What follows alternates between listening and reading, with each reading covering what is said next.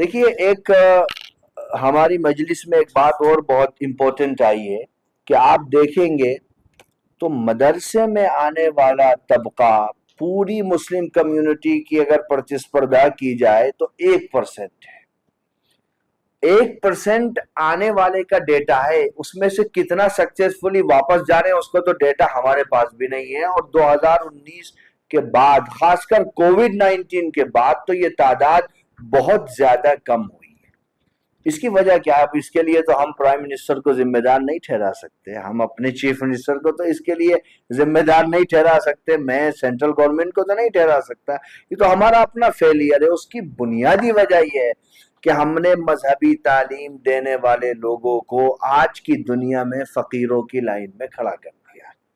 کچھ بھی نہیں ہے ان کے پاس میں. آپ ایک امام کو 5,000 روپے دیتے ہو، آپ ایک مؤذن کو 3,000 روپے دیتے ہو، آپ ایک مدرسے میں پڑھانے والے کو 8,000 روپے دیتے ہو.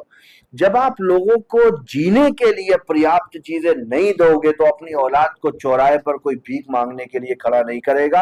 اور وہ دور چلا گیا کہ لوگ فاقے کر لیا کرتے تھے لیکن ریلیجیس آئیڈینٹی پر کمپرومائز نہیں کیا کرتے تھے. اگر آپ کلپنا کرتے ہو کہ آج کے دور بھی ایسے ہی ہیں تو اس سے بڑی بے وقوفی دنیا میں کچھ اور نہیں ہوگی. ہم اس پینل کے مادھیم سے بھارت کے سبھی مسجدوں کے متولیوں سے یہ درخواست کرتے ہیں کہ آپ ائمہ کی تنخواہ بڑھائیے. اگر آپ نہیں بڑھائیں گے تو قیامت کے دن آپ مجرم ہوں گے اور اللہ کے دربار میں آپ سے سوال کیا جائے گا. اور تنخواہ بڑھانے کا بہت آسان طریقہ ہے. کسی مسجد کے ذمہ دار کو اپنی جیب سے نہیں دینا ہے.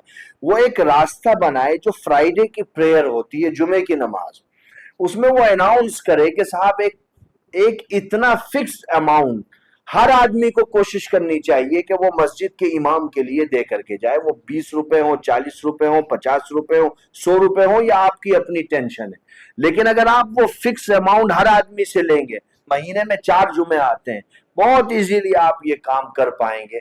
تو میں بھارت کے تمام مساجد کے ذمہ داروں سے یہ درخواست کرتا ہوں اپنے اس پوری پینل کی طرف سے کہ برائے مہربانی ایک مولانا اور ایک امام، اپنے اس کا بیٹا آج امام بننے کے لیے تیار نہیں ہے. وہ دیکھتا ہے کہ ابا ساری زندگی پیسے کے مارے جوجھتے رہتے ہیں، بہن بیمار ہو گئی اس کو ہاسپٹل میں لے گئے تو پھر مقروض ہو گئے، شادی ہو گئی تو پھر مقروض ہو گئے. تو وہ کہتا ہے بھائی میں کیوں کروں گا، میں تو ٹھیلا لگاؤں گا، کیلے بیچوں گا تو 20,000 روپے مہینے میں اپنا کما لوں گا چوراہے پر.